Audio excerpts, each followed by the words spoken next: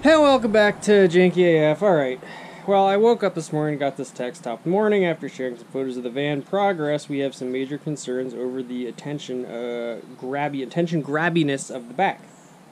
Part of wanting to paint it, outside of hating the color, was trying to make it slightly less conspicuous. Difficult, I know. Now I'm going to skip one sentence for legal reasons.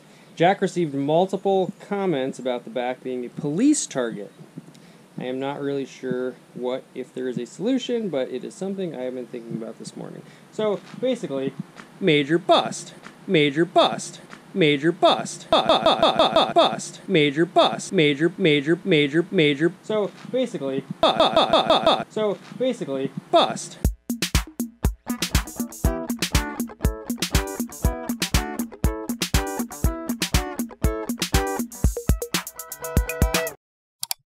Now we're going to have to paint this appliance white, as the great dude told me yesterday when he said Todd's uncle came in and said, I haven't seen cars painted with brushes since the 60s. And I said, yeah, well, you just traveled back in time. And then he said, but we used primer back then. And I said, well, I did use primer. I used a DTM primer from Sugar and Blows. Anyways, I'm a little upset because now it's just like, I was doing this basically for the artistic side of it. And now it's just like, okay, paint a car white, So, major bust. I mean, I get it, even though I'm upset, it's their van. It's up to them. It's up to Todd, really. But, boy, it's hard to go over your work with this that you just did yesterday and you were just hoping to finish the next day. So, pour one out, shed a tear. The ironic thing is that, without getting too into it, we just legalized recreational marijuana in New York State. Now, I'm not saying that's even really the issue, but on a tangential thing, like, the fact that you'd feel scared to drive across the country because you have a colorful van is just sort of a sad statement on, everything. And that's not even blaming them for anything. That fear's real. They got all sorts of internet comments blowing up saying how it's police trap and all this and that. That's just kind of janky, no thanky. So, here we go. Alright, so I had to, I took actually primer instead of the finished paint just to make sure it was still primed, and I went over all that back stripey stuff, and it was pretty transparent. So now I'm doing just a second coat of white finish paint. I had left a little spot earlier down there in the corner where I thought I was going to do colors, but I finished that, and then another coat here. Pretty boring, but that's just the process. I do want to say that, I'm pretty grumpy in this video, and I was really looking forward to doing like a carte blanche art car for a long time. So, it was just kind of sad. But that being said, I totally understand the reasoning why they wanted it to be that way. I certainly wouldn't want to put them in any sort of risk. So I just want to be clear and say that. But we'll get them next time on the art car. I guess I'll have to probably paint one of my own. Just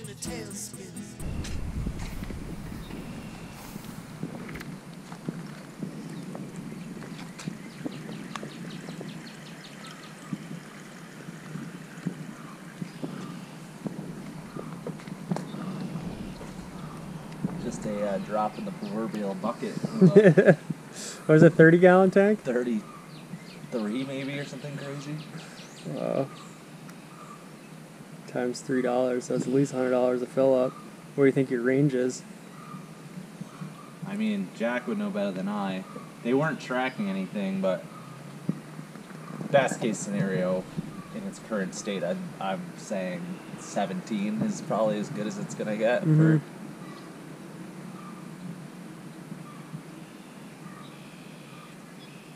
I've heard people claim like upwards of like 21, 22, 23 in there, but they were not this. It's good to have a running vehicle when you want to drive across the country in 2 days. You find. You know where the hood latch is? Yeah, hold it like 9 million pounds. Where is it? It's like suddenly the car is foreign. Maybe I hit it. Right here? Oh, you got it. We should review this too. A lovely 2011 Jeep Suburban, which means suburban, I think. The Patriot.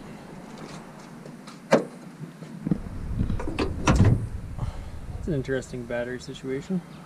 Whoa, look at that. Original Mopar battery. That's pretty impressive. Oh, 2017. Interesting. Must have done it at the dealer. Give you a little preview of this dashboard for the review. Want to pop that one? Yeah, just hit it. Look at that thing. 80s mathematical glory. Almost same spot as it is in the Aerostar. So here we have a beautiful... Oh, carbureted.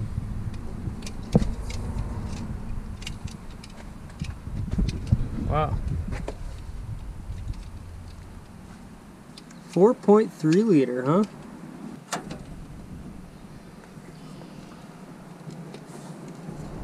Wow. What? Looks like you might have had some mice living in there at one point.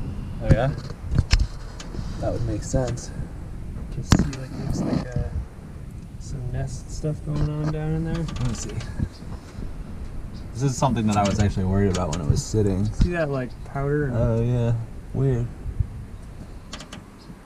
Good pair of jumper cables. I always tell people, buy the good jumper cables. It's worth it. Longer with a thicker gauge.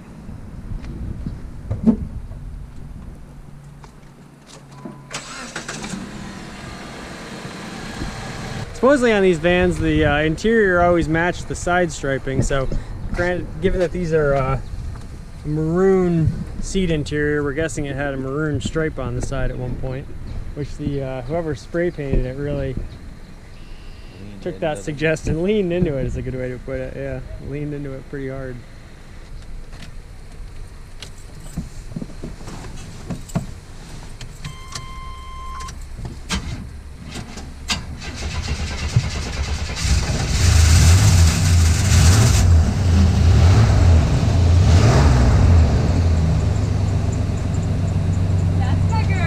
Sounds good. Yeah. It's a slight tick. Yep. I think it's just a belt. Yeah.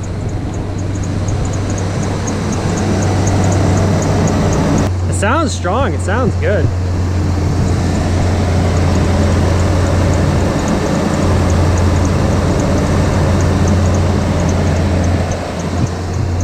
And there you have it. 71. 71 on the odometer? Yeah. And that's not rolled over? I don't think so. 71,000. That could be accurate. Also has 71,000 paint runs on it.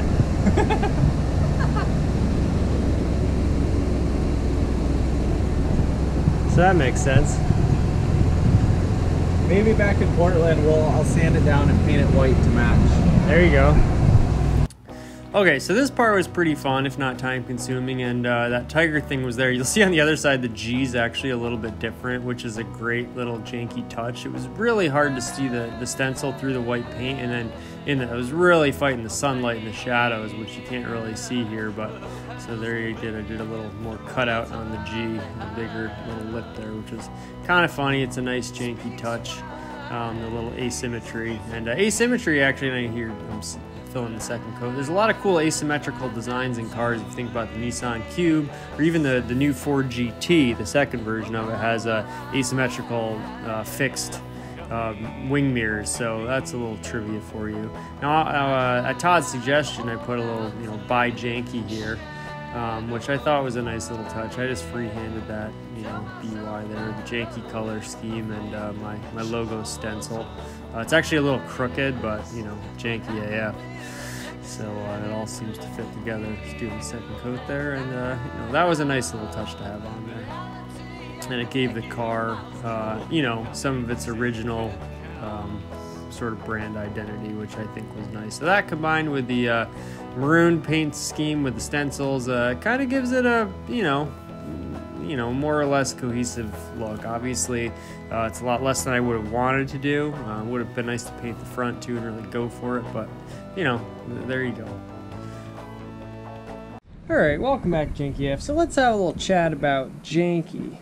So one of the reasons why painting this car in the wild color scheme was somewhat risky to the drivers and passengers of this vehicle was in part due to the fact that this plate has not been registered since 2019. And they could not get it registered because Oregon has a similar smog law to California, so it's just one thing that makes it, quote unquote, illegal to be driving, and so therefore they don't want to attract any more attention, which is perfectly understandable. But I do have to say, when we talk about Janky, I say the trademark or the slogan of Janky AF is the style of substance. Now, I think Janky is sort of a misunderstood word. People just think it means kind of like, of poor quality or terrible. To me, Janky means sort of the bare minimum of functionality. So the style of substance. What does the aesthetic of something look like when aesthetics is not taken into consideration whatsoever because just the bare functionality is the only thing that matters? To me, that's what Janky is. It's the aesthetics of not caring about aesthetics. Now, obviously, it's a little tongue-in-cheek. I care about aesthetics, but it's that aesthetic of what does it look like when we're just trying to make it work. So, that being said, if this thing was fully registered, if this thing was legit in all other aspects, then, if it's got a wild paint scheme on, well, who cares? If you get pulled over and everything's up to snuff, then it shouldn't matter. So, just a little rant there on, the Janky ethos. And when you're trying to do something janky, it doesn't mean necessarily that you're trying to do it poorly. Some may say that, but it depends on sort of what relative threshold you're talking about. So I would much rather do it janky in terms of having a crazy wild paint scheme on this than having like a much more conservative paint scheme because you're actually legally or safety-wise being janky, which is janky no thanky in reality.